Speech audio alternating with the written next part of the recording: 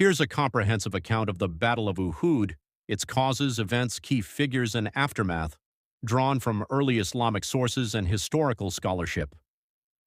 The Battle of Uhud, 625 CE, 3 AH, background.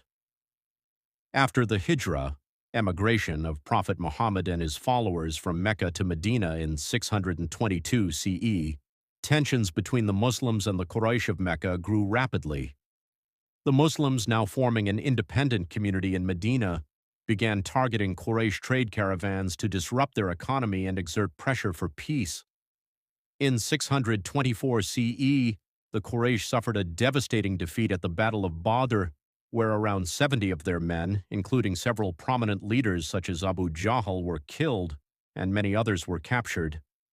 This loss deeply wounded the Meccan pride and weakened their influence among the Arab tribes.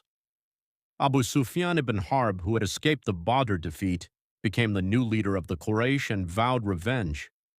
Determined to restore their honor and eliminate the growing Muslim threat, the Quraysh began preparing for a large-scale counterattack. Prelude to Battle.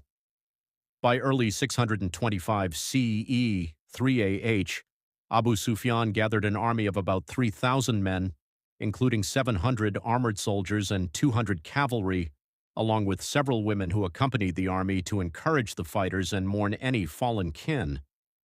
Among the women was Hind bint Utbah, the wife of Abu Sufyan, who sought vengeance for her father and brother killed at Badr. When news of the advancing army reached Medina, the Prophet Muhammad, peace be upon him, consulted his companions on how to respond. The older companions, including Abdullah ibn Ubay, advised defending from within the city, while younger companions, eager to avenge Badr's martyrs, suggested going out to meet the enemy. The Prophet accepted the latter view and marched out with around 1,000 men. However, Abdullah ibn Ubay, the leader of the hypocrites, Munafiqun, withdrew with 300 of his followers, leaving the Muslims with only 700 soldiers. Location and positioning.